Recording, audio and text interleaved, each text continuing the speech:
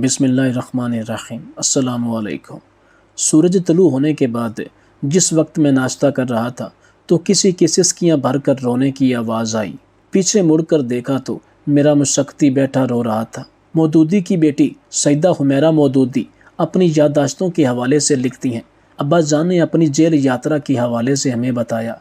जब मुझे लाहौर से मुल्तान जेल ले जाया गया तो दोपहर का वक्त था।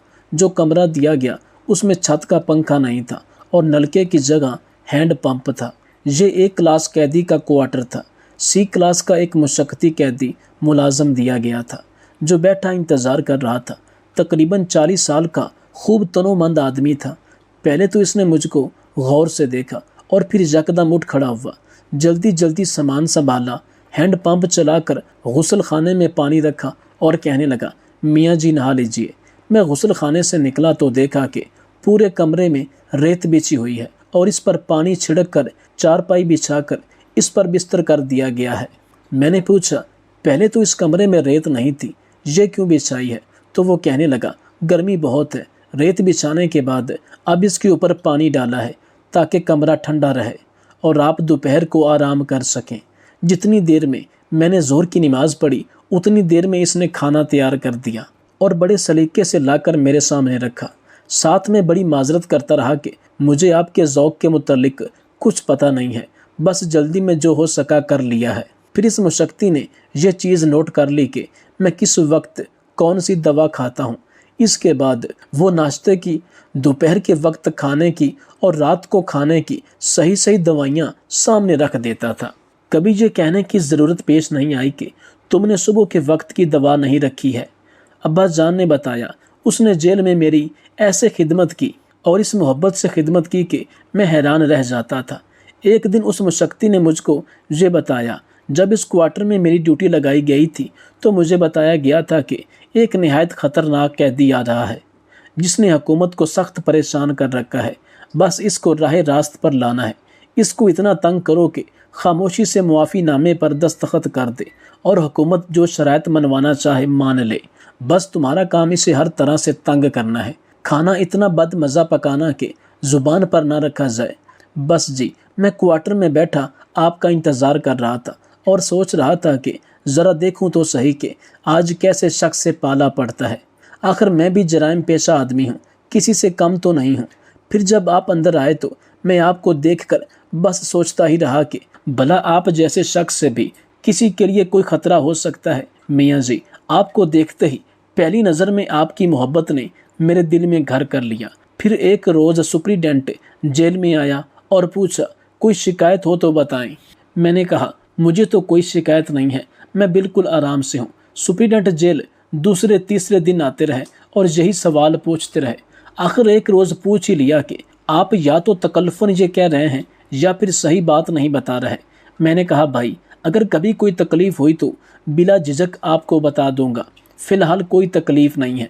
इस पर सुप्रीडेंट जेल ने कहा, फ़लाँ लीडर और सियासतदान हजरात इसी जेल के इसी क्वार्टर में 3 दिन में मुआफ़ी नामे पर दस्तखत करके चले गए थे।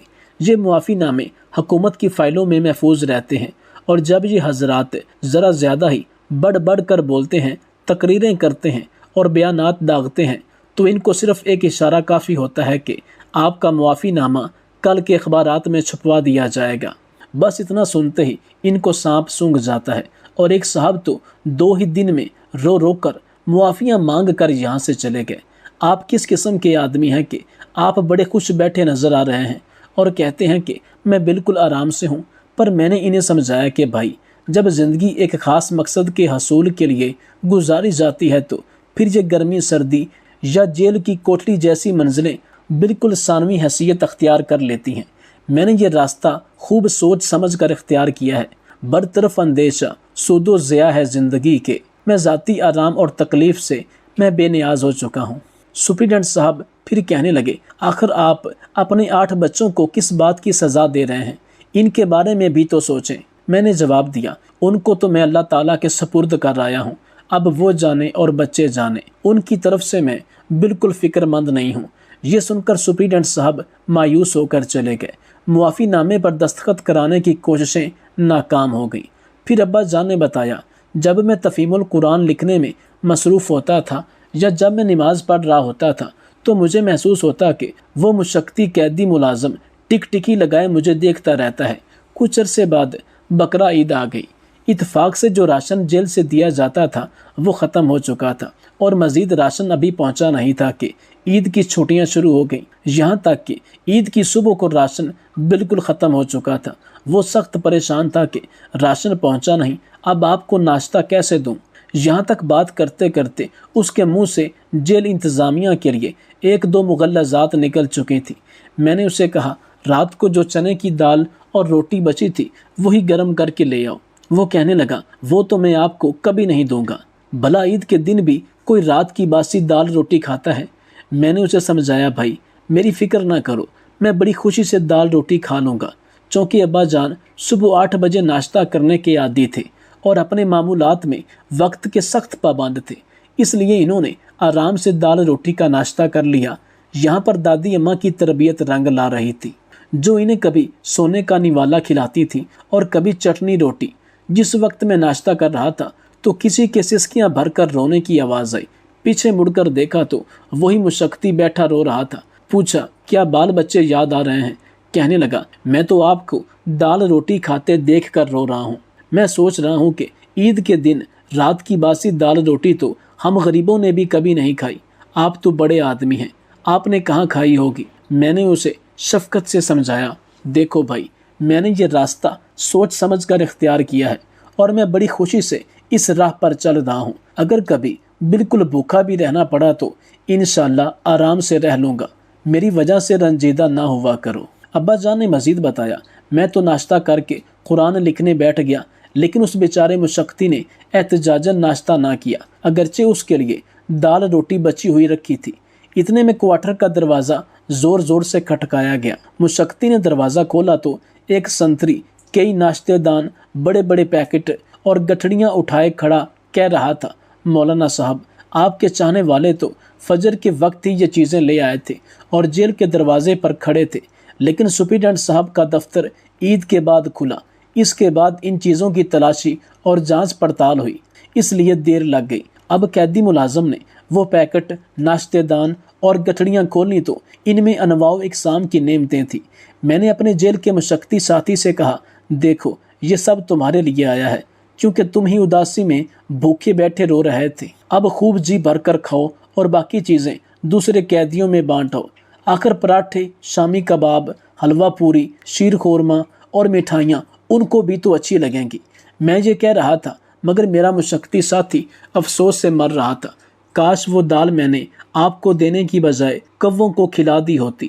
میرے بہت کہنے پر اس نے ناشتہ کیا اور باقی ساری چیزیں دوسرے قیدیوں میں بانٹ آیا اور ساتھ ہی ساتھ ان سے کہتا، میرے میاں جی کے لیے یہ سب چیزیں آئی تھیں، انہوں نے تمہیں بھجوائی ہیں۔ پھر ابا جان نے کہا، عید کے روز دوپہر ہوئی تو اسی روز دروازہ کھٹکھٹایا گیا اور پھر اسی طرح ناشتے دان اور ہنڈیاں کپڑے میں بندھی ہوئی آ گئیں۔ ایسے ایسے کھانے آئے کہ مشقتی ساتھی تو حیران رہ گیا۔ اس نے مجھے کھانا کھلایا اور باقی قیدیوں میں بانٹ آیا۔ رات کو پھر کھانا آ گیا۔ غرض یہ کہ عید کے 3 دن ہمارے رفقا نے ملتان جیل میں اتنا زیادہ اور ایسی ایسی انواع و اقسام کا کھانا پہنچایا کہ سارے جیل والے اش اش کر اٹھے۔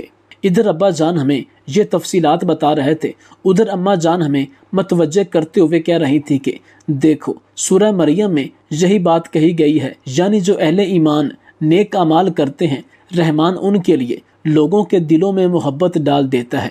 وہ اسی طرح زندگی کے واقعات کو آیات اور احادیث کے ساتھ منطبق کر کے ہمیں ان کا مطلب سمجھایا کرتی تھی۔ آج اماں جان کے الفاظ کانوں میں گونجتے ہیں، تم عمل تو کر کے دیکھو، پھر آیتیں اور حدیثیں خود اٹھ کر تم کو اپنا مطلب سمجھائیں گی۔ کسی نے بالکل سچ کہا ہے کہ جو اپنے محبوب کی خوشنودی کے لیے، اس کی رضا کے لیے اپنے آپ کو اس کے بنائے گئے حقیقی سانچے میں ڈال دے تو زندگی کی بڑی سے بڑی تکلیف، بڑی سے بڑی مشقت بھی راحت کا سامان بخشتی ہے۔ مولانا صاحب فرماتے ہیں کہ زندگی میں میری ایک نصیحت پلے باندھ لو اور اسے اپنی دعاؤں کا حصہ بنا لو۔ ہمیشہ اللہ سے دعا کرو کہ یا اللہ مجھے ہر حال میں راضی رہنے کی توفیق عطا فرما۔ میں نادان ہوں، میں نہیں سمجھتا کہ میرے لیے کون سا حال بہتر ہے، بس جو حال میرے لیے بہتر ہے تو بہتر سمجھتا ہے، لہٰذا مجھے ہر حال میں راضی رہنے کی دولت نصیب فرما۔ اس دعا میں دنیا و آخرت کی تمام نعمتیں شامل ہو جاتی ہیں، کیونکہ اللہ سے بڑھ کر کوئی نہیں جانتا کہ آپ کی بہتری کس میں ہے، اور جب آپ سب کچھ اللہ کے اختیار میں دے دیتے ہیں تو انشاءاللہ خیر ہی آپ کا مقدر ہوگی۔ عطا اللہ شاہ بخاری بر صغیر پاک و ہند کے نامور عالم، خطیب اور سیاسی رہنما تھے۔ میں نے اپنی زندگی میں ان جیسے عظیم انسان بہت کم دیکھے ہیں۔ یہ کرم والے لوگ تھے، ان پر اللہ تعالیٰ کی خاص عنایت تھی۔ اللہ تعالیٰ نے شاہ صاحب کو بیان اور تاثیر کی قوت و دید کر رکھی تھی۔ لوگ ان کے دیوانے تھے۔ زائرین 2 دن کا کھانا باندھ کر شاہ صاحب کا خطاب سننے آتے تھے، اور شاہ جی بھی 2 دن بولتے رہتے تھے۔ نمازوں اور کھانے کا وقفہ ہوتا تھا اور خطاب دوبارہ شروع ہو جاتا تھا۔ شاہ صاحب ہندوستان کی تقسیم کے خلاف تھے۔ وہ چاہتے تھے ہندو اور مسلمان مل کر انگریزوں کو نکالیں اور اس کے بعد بھائی بھائی بن کر اکٹھے رہیں۔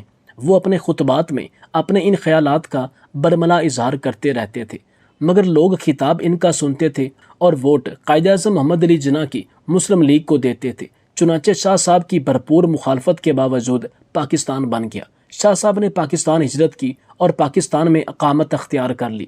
وہ ملتان میں آباد ہو گئے۔ ملتان میں ایک بار کسی نے ان سے پوچھ لیا، شاہ جی آپ پاکستان کے مخالف تھے لیکن اب پاکستان ہی میں آباد ہیں، کیوں؟ اس کی کیا وجہ ہے؟ شاید پوچھنے والے کے اس سوال میں کوئی طنز تھا یا نہیں، یہ اللہ بہتر جانتا ہے، لیکن شاہ صاحب نے کیا خوب جواب دیا۔ فرمایا، آپ کا بیٹا کسی خاتون سے شادی کرنا چاہتا ہو، آپ کو یہ رشتہ منظور نہ ہو، رشتے کی بھرپور مخالفت کریں، لیکن آپ کا بیٹا اس مخالفت کے باوجود شادی کر لے تو آپ کو اس کے بعد کیا کرنا چاہیے؟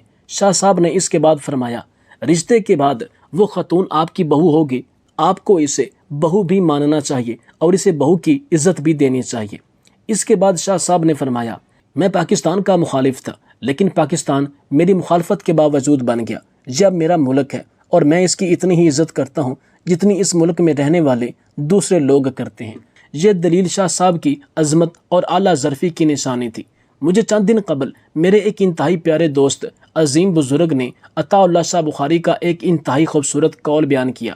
مجھے جب سے یہ قول موصول ہوا میں اس وقت سے سرشاری کے عالم میں ہوں اور میں جھولی پھیلا کر شاہ صاحب کو دعائیں دے رہا ہوں۔ شاہ صاحب نے فرمایا، میں پوری زندگی 2 لوگوں کو تلاش کرتا رہا لیکن مجھے یہ 2 لوگ نہیں ملے۔ ایک وہ شخص جو صدقہ کرتا ہو لیکن اس کے باوجود مفلس ہو، اور دوسرا وہ شخص جس نے ظلم کیا ہو اور وہ اللہ تعالیٰ کی پکڑ سے بچ گیا ہو۔ یہ قول صرف قول نہیں بلکہ یہ مکمل ضابطہ حیات ہے۔ آپ زندگی میں اگر صرف ان 2 اصولوں کو پلے باندھ لیں، آپ صدقہ کریں اور ظلم سے بچیں، آپ اور مطمئن زندگی گزاریں گے۔ آپ یقین کریں، آپ اگر اللہ تعالیٰ کی راہ میں خرچ نہیں کرتے تو آپ خواہ کتنے ہی امیر کیوں نہ ہو جائیں، آپ پوری زندگی مفلس رہتے ہیں۔ آپ حقیقی امیری کی لذت کو کبھی نہیں چکھ سکتے۔ آپ کے پاس ہزاروں گاڑیوں، لاکھوں بنگلے ہوں، دولت کی ریل پیل ہو، لیکن جب تک آپ اللہ تعالیٰ کی راہ میں اپنی کمائی گئی حلال دولت میں سے صدقہ نہیں کریں گے، اللہ کی راہ میں خرچ نہیں کریں گے، تو آپ خدا کی قسم اس عظیم لطف سے محروم ہو جائیں گے۔ آپ کے ہاتھ ہمیشہ دوسروں کے سامنے پھیلے رہتے ہیں، اور آپ اگر ظالم ہیں تو آپ خواہ کتنے ہی طاقتور کیوں نہ ہو جائیں، آپ اللہ کی پکڑ سے بچ نہیں سکتے۔ یہ میری زندگی کا تجربہ بھی ہے اور مشاہدہ بھی۔ میں ملک کے درجنوں ایسے لوگوں کو جانتا ہوں جن کی شہرت اچھی نہیں، جن کے کام دھندے غلط ہیں، مصیبتیں پوری طاقت سے ان کی طرف دوڑتی ہیں، پولیس گرفتار کرنا چاہتی ہے، حکومت ان کے خلاف پوری ریاستی طاقت استعمال کرتی ہے، ان کے خلاف قانون بن جاتے ہیں، جج ان کے خلاف فیصلے لکھ دیتے ہیں، ان کے لیے جیلیں تیار ہو جاتی ہیں اور ان کے وارنٹ جاری ہو جاتے ہیں، لیکن وہ عین وقت پر بچ جاتے ہیں۔ دنیا بھر کی مصیبتیں ان کے قریب سے گزر جاتی ہیں۔ اب ذرا سی تحقیق کریں تو آپ کو معلوم ہوگا ان میں سینکڑوں عیب ہیں، لیکن یہ عیبوں کے باوجود کھلے دل سے صدقہ اور خیرات کرتے ہیں۔ ان کا دسترخوان وسیع ہے۔ یہ ہر ماہ درجنوں واہو یتیموں، بے آسراؤں، بیماروں اور بے کسوں کی مدد کرتے ہیں۔ یہ مدد انہیں مصیبتوں سے بھی بچاتی ہے اور ان کی دولت میں بھی اضافہ کرتی ہے۔ ایک شام سردی بہت زیادہ تھی تو ہم سب ایک ہی کمرے میں آگ جلائے بیٹھے تھے، تو میرے ایک دوست نے واقعہ سنایا کہ ایک دفعہ ایک فقیر نے ایک بزرگ کے سامنے دستے سوال دراز کیا اور ساتھ ہی دعا دی، اللہ تعالیٰ تمہیں بادشاہ بنائے۔ بزرگ نے اس سے پوچھا، کیا تم بادشاہ بننا چاہتے ہو؟ فقیر نے حیران ہو کر جواب دیا، جناب میں نسلوں کا فقیر ہوں، کیسے بادشاہ بن سکتا ہوں؟ بزرگ نے کہا، چلو ہم ایک تجربہ کرتے ہیں، میں تمہیں بادشاہ بنانے میں کامیاب ہو گیا تو تم مجھے حج کرواؤ گے، اور میں اگر ناکام ہو گیا تو میں پوری زندگی تمہاری کفالت کروں گا۔ فقیر پہلے کسی گہری سوچ میں ڈوبا اور پھر مان گیا۔ بزرگ نے اس سے کہا تمہاری جیب میں کتنے پیسے ہیں؟ فقیر نے پیسے گنے، وہ 20 روپے تھے۔ بزرگ نے اسے مٹھائی کی دکان پر بھیجا، 20 روپے کی جلیبیاں منگوائیں۔ سامنے بے روزگار مزدور بیٹھے تھے۔ بزرگ نے اسے حکم دیا تم یہ جلیبیاں ان مزدوروں میں تقسیم کر دو۔ فقیر گیا اور جلیبیاں مزدوروں میں بانٹ آیا۔ بزرگ نے اسے ساتھ بٹھا کر کھانا کھلایا اور حکم دیا تم گھر چلے جاؤ، 30 دن انتظار کرو اور دیکھو اللہ تعالیٰ کی طرف سے کیا پیغام آتا ہے۔ فقیر چلا گیا۔ وہ تیسرے دن دوڑتا ہوا بزرگ کے پاس آیا۔ وہ خوشی سے چھلانگیں لگا رہا تھا۔ بزرگ نے وجہ پوچھی۔ فقیر نے بتایا مجھے پچھلے مہینے ایک کلرک نے بھیک میں پرائز بانڈ دیا تھا، میں نے وہ بانڈ سنبھال لیا، آج وہ بانڈ نکل آیا، میں بیٹھے بٹھائے 3 لاکھ روپے کا مالک بن گیا۔ بزرگ مسکرائے اور اس سے کہا یہ بانڈ تمہارا نہیں، اس کا ہے، مالک وہ ہے جس نے تمہیں یہ بانڈ دیا تھا۔ تم بانڈ کے مالک کو تلاش کرو، یہ رقم اسے واپس کر دو اور انتظار کرو اللہ تعالیٰ کی طرف سے کیا پیغام آتا ہے۔ فقیر کو یہ آئیڈیا برا لگا، لیکن اس کے باوجود اس نے کلرک کو تلاش کیا اور بانڈ لے کر اس کے پاس پہنچ گیا۔ کلرک فقیر کی ایمانداری پر حیران رہ گیا۔ وہ فقیر کے ساتھ دفتر سے نکلا، ڈی سی آفس گیا، وہاں کنسٹرکشن کمپنی رجسٹر کرائی، فقیر کو 50% کا حصے دار بنایا اور سرکاری ٹھیکے لینا شروع کر دیے۔ وہ دونوں مل کر کام کرتے تھے، کلرک ٹھیکے لیتا تھا اور فقیر کام کرواتا تھا۔ یہ کمپنی مزدوروں کو 3 وقت کا کھانا دیتی تھی۔ کمپنی چل پڑی، کلرک اور فقیر دونوں امیر ہو گئے۔ یہ دونوں بزرگ کو ہر سال حج پر بھجواتے تھے اور شام کے وقت فقیروں کو روک کر انہیں بادشاہ بننے کا نسخہ بتاتے تھے۔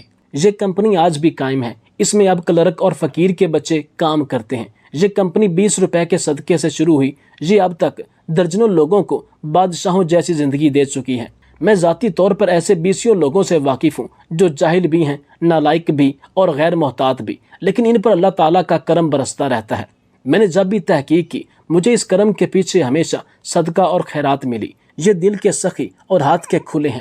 میں نے ایک اور چیز بھی مشاہدہ کی، انسان اگر صدقہ کرے اور ساتھ ہی عاجزی اختیار کر لے تو دولت بھی ملتی ہے اور عزت بھی، کیونکہ جس طرح خوشحالی کا تعلق صدقے سے ہے، بالکل اسی طرح عزت عاجزی سے وابستہ ہے۔ آپ جتنا جھکتے جاتے ہیں، آپ کی عزت میں اتنا ہی اضافہ ہوتا جاتا ہے۔ اب اس معاملے میں اولیاء کرام کی مثال لے لیجئے۔ اولیاء کرام میں عاجزی ہوتی ہے، چنانچہ ان کے مزارات ہزار سال تک آباد رہتے ہیں۔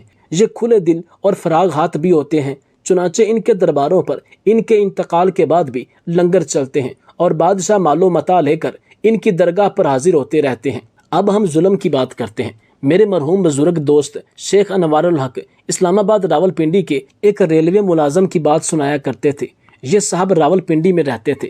ملتان میں کوئی شخص قتل ہوا، مگر پولیس نے اس شخص کو گرفتار کر لیا اور اس پر قتل کا مقدمہ قائم ہو گیا۔ وکلا اور جج جانتے تھے یہ بے گناہ ہے، لیکن وہ صاحب کہتے تھے مجھے ہر صورت سزائے موت ہوگی۔ یہ پیشین گوئی سچ ثابت ہوئی، عدالت نے اسے سزائے موت سنا دی۔ دوست اس سے ملاقات کے لیے گئے، اس سے یقین کی وجہ پوچھی تو اس نے جواب دیا مجھے یہ سزا ملتان کے قتل کی نہیں ملی، میں گجرانوالہ کے قتل کی سزا بھگت رہا ہوں۔ دوستوں نے تفصیل پوچھی تو اس نے بتایا میں پاکستان بنتے وقت ریلوے میں ٹی ٹی تھا، بھارت سے مہاجرین کی ٹرینیں آ رہی تھیں، میں نے امرتسر سے ایک ٹرین پکڑی، ٹرین چلی تو مجھے اسٹیشن پر ایک خوبصورت لڑکی دوڑتی ہوئی نظر آئی، میں نے ہاتھ باہر نکال کر اسے پکڑا اور ٹرین میں سوار کر لیا، میں نے اسے اپنے ساتھ میں بٹھا لیا۔ وہ نئی نویلی دلہن تھی، فساد میں اس کا سارا خاندان مارا گیا، مگر وہ جان بچا کر گرتے پڑتے اسٹیشن پہنچ گئی۔ میری ٹرین نے امرتسر سے لاہور اور لاہور سے راول پنڈی آنا تھا، میں نے اسے راول پنڈی تک کے لیے اپنے ڈبے میں پناہ دی۔ ہم لاہور سے نکلے تو میری نیت خراب ہو گئی، میں نے اسے قائل کرنے کی کوشش کی، وہ نہ مانی، میں نے اس کے ساتھ زبردستی شروع کر دی، لڑکی شوق میں چلی گئی، اس نے دروازہ کھولا اور ٹرین سے باہر چھلانگ لگا دی، وہ ٹرین کے نیچے آ کر مر گئی۔ میں اس دن سے احساس گناہ کا شکار ہوں، میں اس کا قاتل ہوں اور مجھے یقین تھا میں کبھی نہ کبھی اس قتل کی سزا ضرور بھگتوں گا، اور مجھے آج وہ سزا مل گئی۔ میں پھانسی چڑھ رہا ہوں اور مجھے دنیا کی کوئی طاقت نہیں بچا سکتی، کیونکہ مجھے پہلے دن سے یقین تھا جس دن مجھ سے یہ گناہ سرزد ہوا مجھے میرے کیے کی ضرور سزا ملے گی، کیونکہ میں نے ایک بے گناہ کے ساتھ ظلم کیا تھا اور آج اسی ظلم کی سزا بما سود مجھے واپس مل رہی ہے۔ میری آپ سے درخواست ہے، حالات جیسے بھی کیوں نہ ہوں، آپ تھوڑا بہت جتنا بھی کماتے ہو آپ صدقہ دیں، عاجزی اختیار کریں اور ظلم سے بچیں۔ اللہ تعالیٰ آپ پر خوشحالی، عزت اور پرامن زندگی کے دروازے کھول دے گا۔ یہ راز حیات ہے، میری زندگی کا تجربہ بھی اور مشاہدہ بھی ہے۔ میں آپ کو کوئی لمبی چوڑی نصیحتیں نہیں کر سکتا، نہ میں اتنے جوگا ہوں۔ بس صرف اس بات کو پلے باندھ لیجئے، انشاءاللہ تعالی یہ آپ کی دنیا اور آخرت دونوں کو سنوارنے میں اہم کردار ادا کرے گا۔ کر بھلا ہو بھلا، انت بھلے کا بھلا۔